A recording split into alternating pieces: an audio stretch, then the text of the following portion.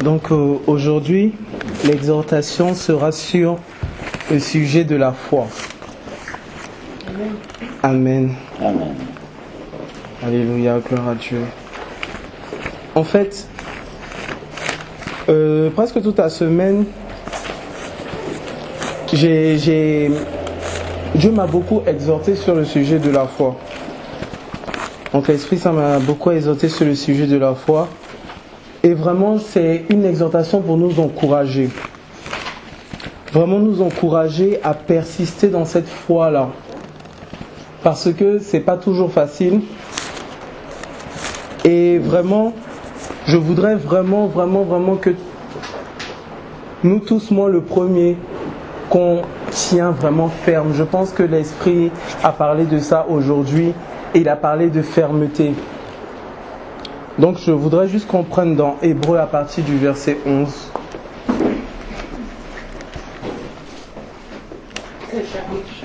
Hébreux chapitre 11. On va prendre Hébreux 11.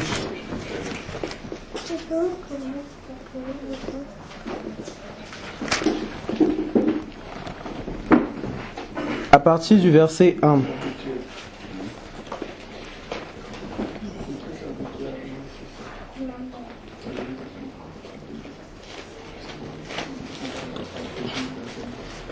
Tout le monde y est? Hébreux 11, verset 1. 1, oui.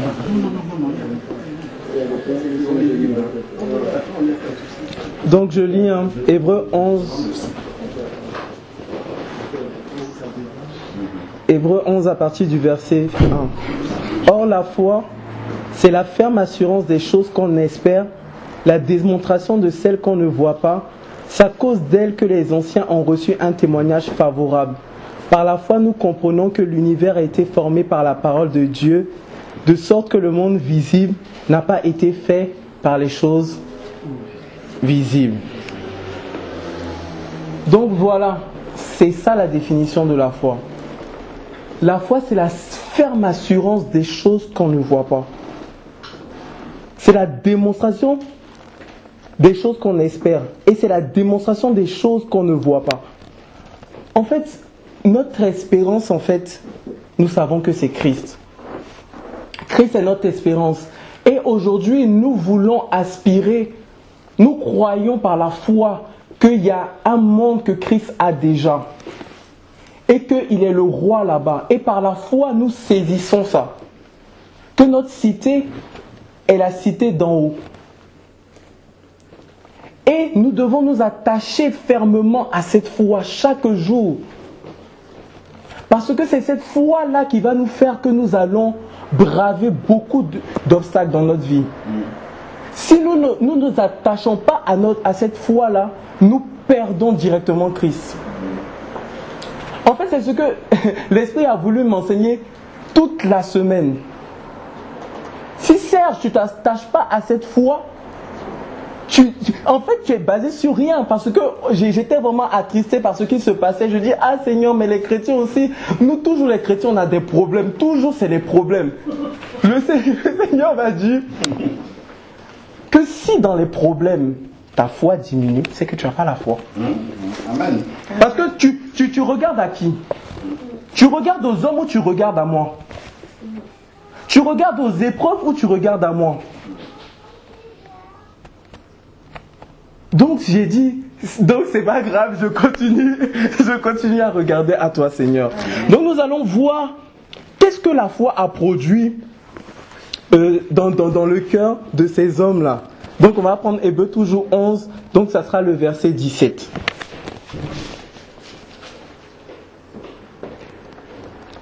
On dit, c'est par la foi qu'Abraham a offert Isaac lorsqu'il a été mis à l'épreuve. Lui, il a offert son fils unique en sacrifice.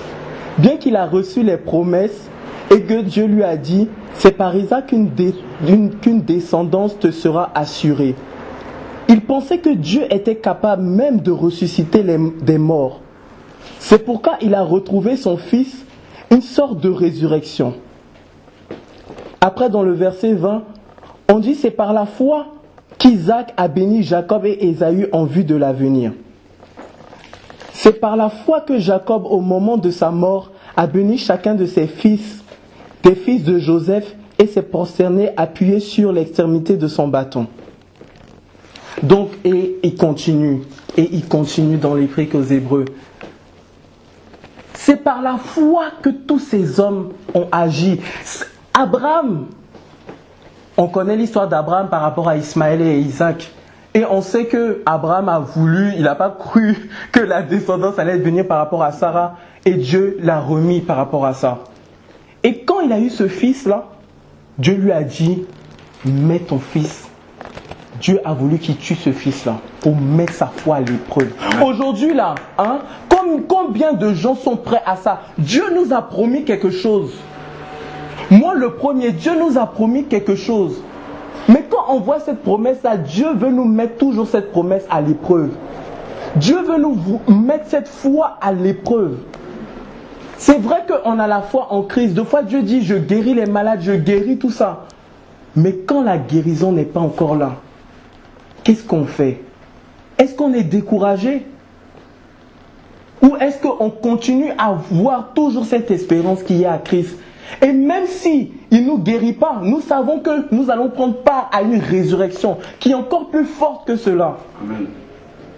Parce que ce corps-là sera détruit. Aujourd'hui, je m'étonne que beaucoup de gens s'attachent aux choses de la terre. Parle de bénédiction physique à longueur de journée. Parle de bénédiction, des choses qui sont matérielles, mais c'est bien. C'est vrai que Dieu agit dans notre vie. Mais ce n'est pas l'essentiel. Amen. Parce que Abraham, s'il savait que c'était l'essentiel, il aurait dit mais non. Il y a des gens qui m'ont dit non, ça c'est le Satan qui m'a dit de tuer parce que ça là c'est le fils de la promesse. Non, Abraham n'a pas réagi comme ça. Il savait que ce créateur était possible de tout. Abraham savait que Dieu avait la possibilité même de ressusciter les morts. Amen. Et il est parti par la foi. Donc, juste, on va voir dans le verset 33, qu'est-ce qu'il dit? Par la foi, ils ont vaincu des royaumes, exercé la justice, obtenu la réalisation des promesses, fermé la gueule aux lions. On est toujours dans Hébreux 11. Hein? Verset 34. Éteint la puissance du feu échappé au tranchant de l'épée, repris des forces après la fuite des armées étrangères. Des femmes ont retrouvé leur mort par la résurrection. D'autres ont été torturées et n'ont pas accepté de délivrance afin d'obtenir une meilleure résurrection. Quand j'ai lu ça, j'ai fait, mais c'est pas possible. Je dis, Seigneur, il y a des gens même qui n'ont même pas voulu. Ils ont dit, non, nous on préfère partir mourir comme ça. Nous, on sait qu'à la résurrection des morts, on va voir le Christ, on va bien briller comme Paul disait. Ils n'ont pas regardé aux choses de la terre. Amen. Ils n'ont pas regardé à leur propre corps. Ils n'ont pas regardé à ça. Ils ont regardé à la cité céleste. Aujourd'hui, c'est ça le message de la repentance. En fait, les gens n'ont pas compris. Le message de la repentance, c'est un message pour nous envoyer à la cité de Dieu. Amen. C'est ça la repentance en fait. Nous montrer que toutes ces choses-là sont vaines. Parce que les pharisiens, eux, ils étaient... En fait, si on comprend bien les pharisiens, ils croyaient en Dieu, tout ça. Mais le problème, c'est que quoi? Ils étaient attachés aussi aux choses de la terre. Puisqu'ils regardaient encore les choses que leurs ancêtres faisaient. Donc, ils n'étaient pas attachés vraiment à Christ. C'est pour ça que Christ a dit, vous laissez la loi de Dieu au profit de vos traditions. Lui, c'est au profit des traditions qu'il laissait la loi de Dieu. Quand il voit que quelque chose ne l'arrange pas, oh non, on met ça de côté, ça c'est bon, la tradition a dit, les parents ont dit, voilà, on fait ça. Mais la loi de Dieu, il la mettait à côté. Donc aujourd'hui, c'est pas parce que moi, chez mes parents là-bas, on fait le funérail, troisième jour, même mon père, on dit on fait son anniversaire, je ne serai pas là-bas. Même si c'est mon père, si Dieu me dit de partir là-bas, je vais partir, mais ils vont savoir que je ne suis pas dans leur truc. Amen. Amen. Ils vont savoir que je ne suis pas dans ce qu'ils sont en train de faire là. Donc vraiment, regardons toujours à Dieu. Amen. Regardons toujours à Dieu. Je veux qu'on continue juste, en fait. D'autres encore ont subi les moqueries, le fouet, les chaînes et la prison. Verset 37. Ils ont été labidés, sciés, mis à l'épreuve. Ils sont morts, tués par l'épée. Bon, Paul est en train de prophétiser lui-même sur sa vie là-bas. Ils sont allés d'un endroit à l'autre, habillés de peau de brebis ou de chèvre, privés de tout, persécutés, maltraités. Eux dont le monde n'était pas digne. Ils erraient dans le désert et les montagnes, dans les grottes et les abris de la terre. Tout cela, bien qu'ayant reçu un bon témoignage grâce à leur foi, n'ont pas obtenu ce qui les avait été promis, car Dieu avait en vue quelque chose de meilleur pour nous. Ainsi, il ne devait pas parvenir sans nous à la perfection. Donc, tous ceux-là qui sont dans l'Ancien Testament, il parlait de Jacob, il a parlé d'Ésaü, et il a dit, on en passe encore. Ils n'ont pas reçu en fait Christ. Et est-ce qu'on peut imaginer un peu, ils n'ont pas reçu Christ, mais ils croyaient que ce Dieu était vraiment un Dieu vivant. Nous, aujourd'hui, on a vu ce Dieu incarné, cette parole incarnée dans la chair. Et aujourd'hui, je m'étonne que beaucoup de gens parlent des choses de la terre. Seulement, j'entends que oh, Dieu m'a béni d'une voiture, oh, Dieu m'a béni du truc, oh, Dieu m'a béni, Dieu me bénit chaque jour. Mais c'est bien si Dieu te bénit chaque jour. Rendons gloire à Dieu. Amen. Mais est-ce que c'est ça l'essentiel? C'est pas ça l'essentiel. L'essentiel, c'est que ton nom soit écrit dans le livre de vie et qu'à la fin, tu n'en aies pas des surprises en disant j'ai dit Seigneur, Seigneur, Seigneur, et puis on dit non, non, non, non, non, tu n'es pas digne de moi. Et en fait, aujourd'hui dans Matthieu, je voulais juste qu'on parle dans Matthieu par rapport à la femme samaritaine. Et il y a quelque chose que l'Esprit m'a un peu parlé de ça. Donc c'est Matthieu 15, hein. Donc à partir du verset 21.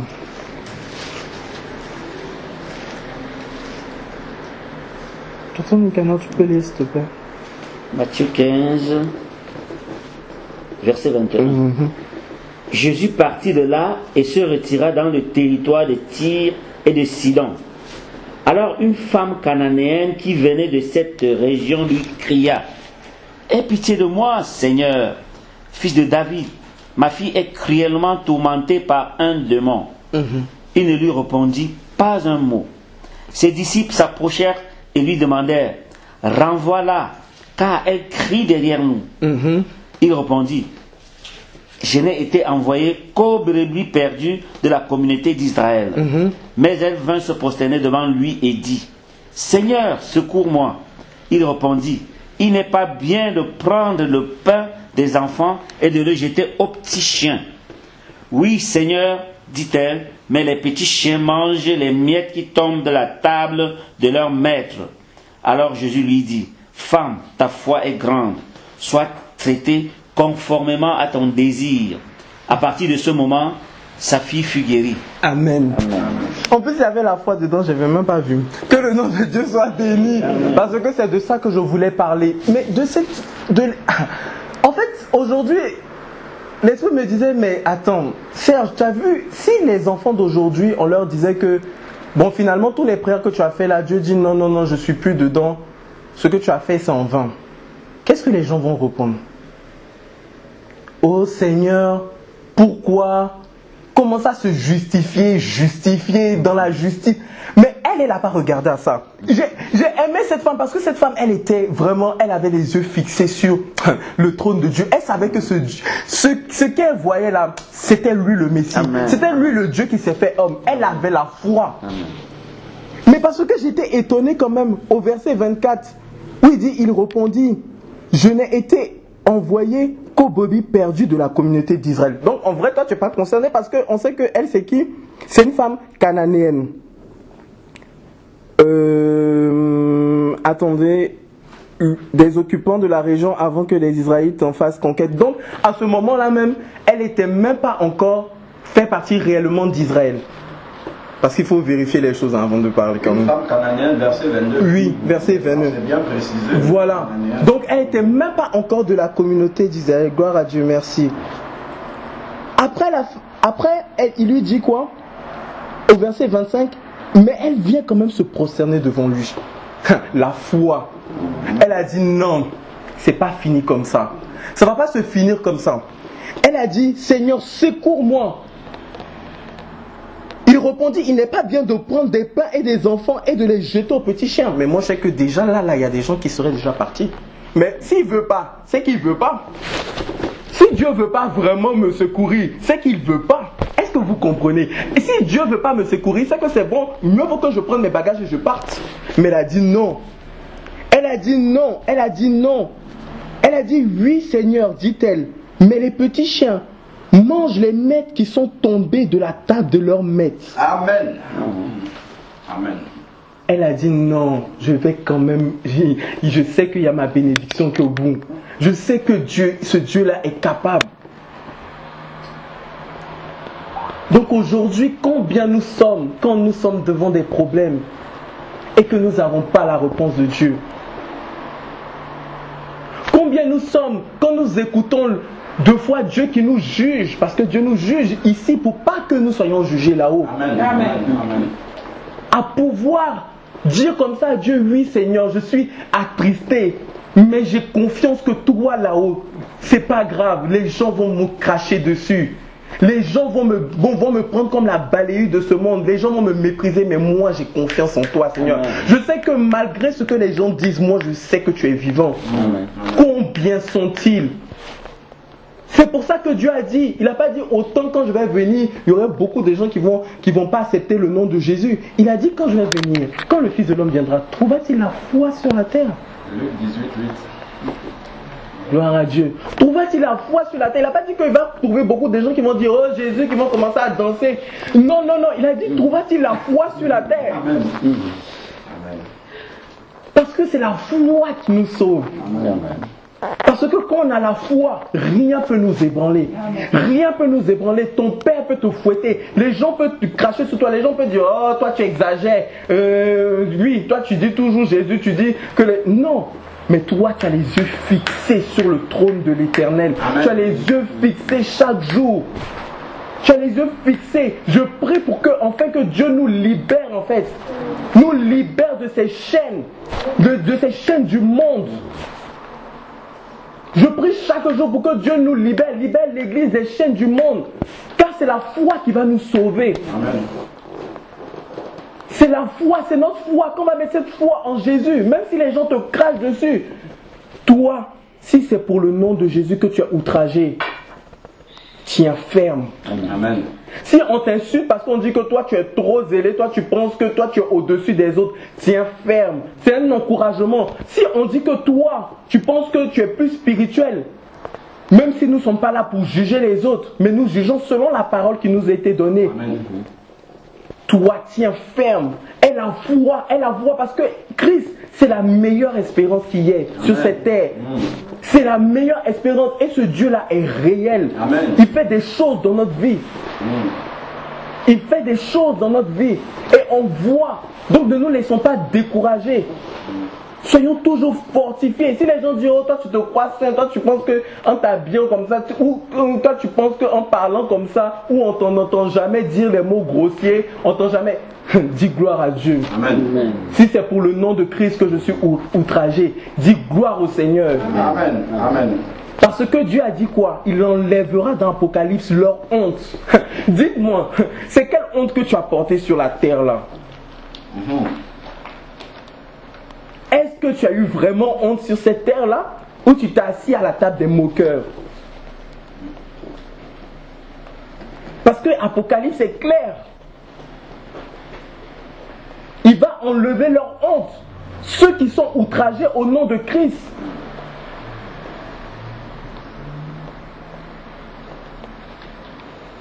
Donc, vraiment, c'était vraiment pour nous encourager, pour tenir ferme malgré les persécutions et même si nous ne voyons pas. J'ai dit au Seigneur, Seigneur, même si moi, personne, je ne vois même pas ta bénédiction, soi-disant bénédiction que les gens disent ici là. Moi, j'ai la foi quand même. Amen. Amen. Même si les gens me disent que, oh, toi, on est sûr que tu vas aller. Ah oui, tu sais, toi, tu es sûr que je vais aller en enfer. Moi, c'est pas grave, moi, je continue mon chemin. Moi, j'ai la foi quand même en Jésus-Christ. J'ai la foi parce que c'est notre espérance. Christ est notre espérance. Et vraiment, voilà, c'était vraiment cet encouragement que je voulais donner à tout le monde ici. Vraiment, ayant toujours la foi et ayant toujours les yeux fixés par rapport à l'éternité. Amen. Amen. Sur ce que tu continues à enregistrer. Serge vient de dire, il a évoqué quelque chose qui est très important. Quand Abraham partait pour sacrifier Isaac, il a dit que Abraham croyait à la résurrection. Et je vais appuyer ça par un verset. C'est dans Genèse 22. Genèse 22, à partir du verset 4. Genèse 22, à partir du verset 4.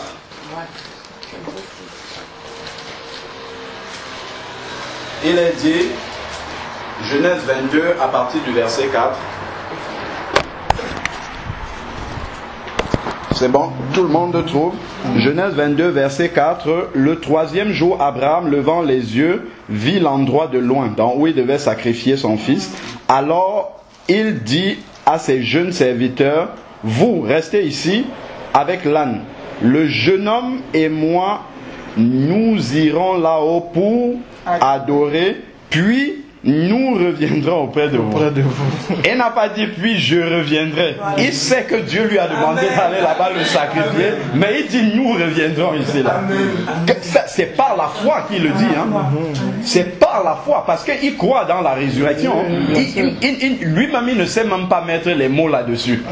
Mais il croit qu'ils vont revenir tous les deux. Il dit ensuite nous reviendrons. Il n'était pas dans un mensonge. Il dit ensuite nous reviendrons. Et il y a aussi un petit mot qui est glissé là, c'est nous irons là-haut pour adorer. C'est la première inscription dans la Bible du mot adorer. Donc, dans l'adoration, en fait, il y a la notion de sacrifice. On peut adorer des lèvres, mais quel sacrifice tu fais dans ta vie, comme tu as dit, pour justement que l'adoration qui sort de tes lèvres corresponde à ta vie pratique de chaque jour. Il faut justement accepter de mourir à soi-même, accepter ces persécutions dont tu parlais pour que tu sois un vrai adorateur du Seigneur. Il faut pouvoir accepter justement cette souffrance, cette humiliation-là pour le nom de Dieu dans ta vie, pour montrer que pour prouver en fait que tu es un véritable adorateur. Donc ça c'est un élément que j'avais à rajouter dans ce que Serge a dit. Et si on revient dans Matthieu 15, j'avais juste une autre chose aussi à dire. Au verset 27, Matthieu 15, là, sur la femme cananéenne. Je crois que ce passage-là, je l'avais partagé une fois avec Elvie au téléphone. Exactement. Voilà. Donc je veux juste rajouter un petit de ce que je t'avais dit ce jour-là de la part du Seigneur. Donc au verset 27, il est dit, c'est la femme qui répond. Bon, prenons même du verset 26 ou bien nous rappeler. Il répondit, il n'est pas bien de prendre le pain des enfants et de le jeter aux petits chiens. Et avant, il a dit qu'il est venu pour la maison d'Israël, pour les brebis perdues. Verset 24, il répondit, je n'ai pas été il répondit, je n'ai été envoyé qu'aux brebis perdues de la maison d'Israël. Donc ceux qui ne sont pas les brebis d'Israël peuvent être considérés comme n'ayant pas part en fait au message que le Seigneur est venu apporter. Dans un premier temps, c'est que ça c'était d'abord dans un premier temps. Il est venu chez les siens et les siens l'ont rejeté. Donc il est venu d'abord pour le peuple d'Israël. Donc elle, ne faisant pas partie du peuple élu, là dans ce contexte-ci, à ce moment-ci, elle peut être considérée comme n'ayant pas pardon, comme un chien. Tu vois, des petits chiens. Mais c'est très intéressant la suite. Ce qui est très intéressant, c'est que comme tu l'as mentionné, la femme ne se décourage pas. Verset 27, oui Seigneur, dit-elle. Pourtant, les petits chiens mangent des miettes qui tombent de la table de leur maître. Et quand on voit la réponse de Jésus, on comprend que, en fait, Jésus a vu que cette femme-là, elle avait une foi extraordinaire. Pourquoi? Parce que même si ce sont les miettes qui tombent, ces miettes-là peuvent changer sa vie.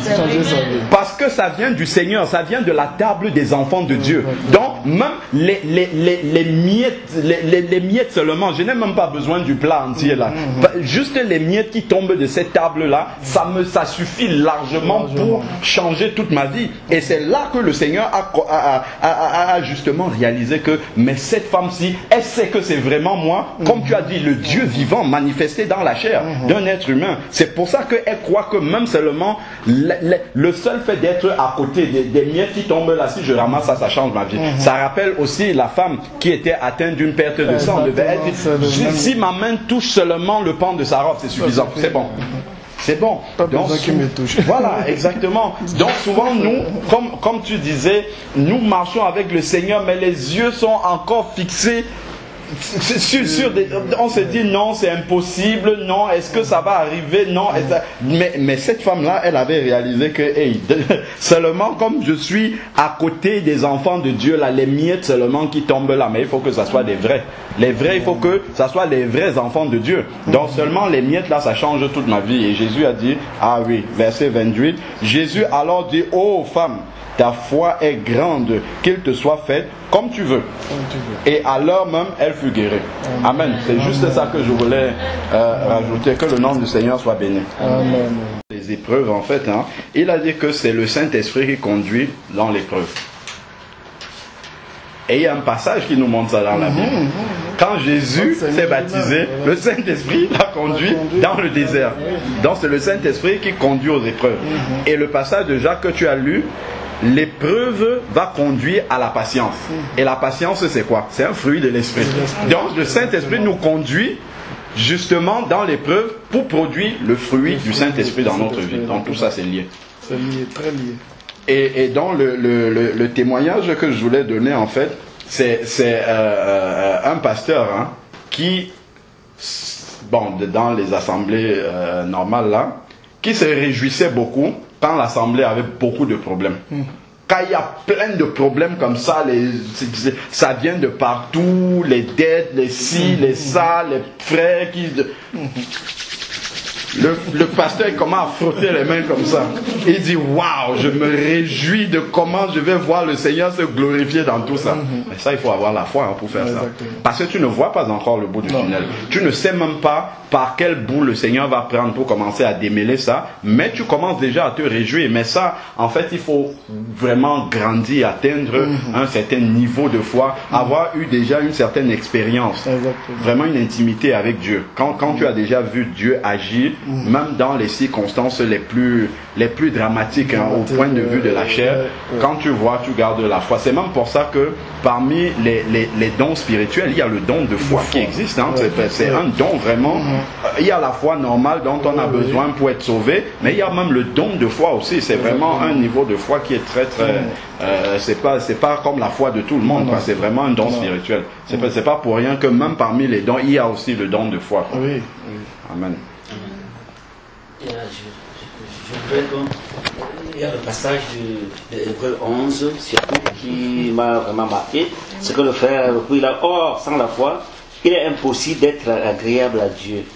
Car il faut que celui qui s'approche de lui croit que Dieu existe et qu'il récompense ceux qui le cherchent. Amen. Le sujet sur la foi, vraiment c'est un sujet très important pour un chrétien. C'est capital pour un chrétien. Parce que si tu ne crois pas en Dieu, c'est que tu ne connais pas ton Dieu. Tu ne connais pas le Dieu que tu adores. Et on ne peut pas croire en ce qu'on ne connaît pas. On ne peut pas avoir foi en ce qu'on ne connaît pas. Et pour nous aujourd'hui, connaître Dieu, c'est connaître sa parole. Amen. Amen. Amen. Amen. Nous connaissons tous le président de la République, je veux dire François Hollande.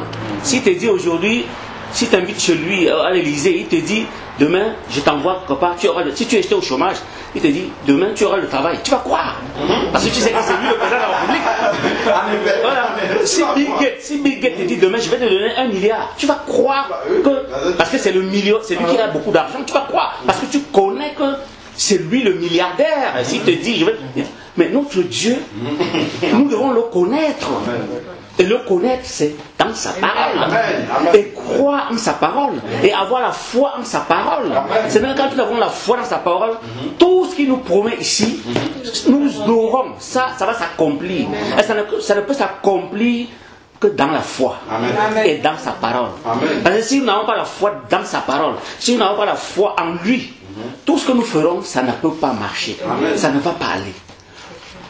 apprenons d'abord à connaître qui est le Dieu que nous servons. Amen. Nous avons un Dieu qui est puissant. Amen. Nous servons un Dieu qui est celui qui a tout. Même ton billet sur qui tu as la foi, tu crois là, que tu as confiance là. Même ton père à la maison, quand il te dit mon fils, je m'en vais au travail, mais le soir, papa, mon fils, je vais te ramener. Tu ne doutes pas un seul instant. Quand ton père à la maison te dit que je vais te donner ceci, tu ne doutes pas un seul instant que ce que papa m'a promis là, c'est sûr qu'en rentrant ce soir, il va me garder. Mais nous, parce que tu connais ton père, tu sais que ton père, chaque fois qu'il te promet quelque chose, il te le donne. Nous aussi, on doit avoir cette même foi là, notre Dieu. Amen. Et aujourd'hui, beaucoup de nous tous qui sommes là, et on a parlé des preuves. Il suffit que bon, je peux dire que c'est humain aussi. Il suffit qu'un seul instant, que tu sois dans l'épreuve, tu commences à te plaindre. Tu appelles un frère, oh frère, ça ne va pas. Tu appelles. Non, avant que vraiment l'Esprit de Dieu ne vienne te rappeler que voilà, mais tu as Dieu qui est là. Tu as le Seigneur qui est là pour toi. Amen. Mais tu as déjà, la chair a d'abord pris le dessus et tout. Mais nous devons prier pour que vraiment, chaque fois que nous sommes face à une épreuve, Amen. chaque fois que nous sommes face à une situation, Amen. que l'Esprit de Dieu vienne d'abord, qu'il prédomine, qu'il Amen. prenne d'abord la place, Amen. qu'il ne laisse pas la place à la chair. Amen. Parce que c'est notre chair qui fait en sorte que nous ne pouvons pas croire que vraiment notre Dieu est là. Dieu nous a promis toutes les... Il est en nous, notre Amen. Dieu. Amen. Il est en nous. Nous avons déjà tout ça.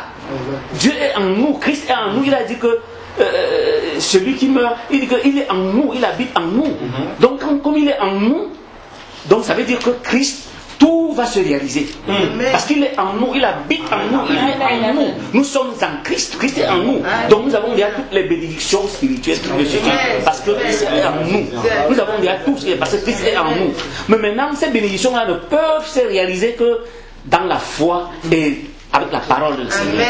Parce que si nous n'avons pas la foi que Christ est en nous, que nous avons déjà toutes ces bénédictions-là, nous allons beau prier, et ça ne viendra pas. Tu vas même, parce que les gens se découragent souvent parce que j'ai déjà trop prié pour ce sujet-là. Je vous parle parce que j'ai un frère qui était mal réveillé l'autre jour.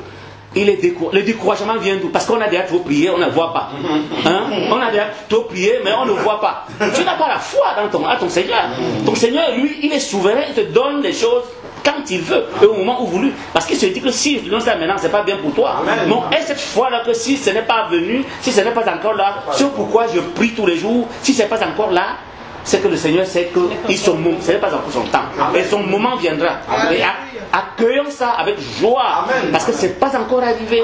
C'est pas encore arrivé. Donc, connaissons notre Dieu. Parce que le jour où nous allons connaître qui est réellement, qui est véritablement notre Dieu, nous aurons vraiment une foi qui va renverser toutes les montagnes. Il faut connaître notre Dieu dans sa parole. Sa parole dit tout. Sa parole est là. Notre Dieu est là. C'est un Dieu qui est vivant. C'est un Dieu qui est puissant. Et quand nous allons le connaître, chaque fois qu'une épreuve va se présenter, on va dire à l'épreuve, tu mens. Moi, je connais sur qui j'ai mis toute ma confiance. Je connais sur la personne en qui j'ai mis toute ma confiance. Je sais que toi, tu mens. Il va te résoudre. Il va résoudre mon problème. Il va faire ce que je lui demande. Et il va faire. Vraiment, c'est un peu ça que ça m'a... Amen. La foi. La foi.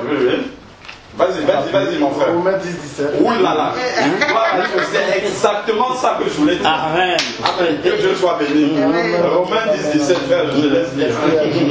Amen. Ainsi, la foi vient de ce qu'on entend. Ce qu'on entend vient de la parole de Christ. Amen.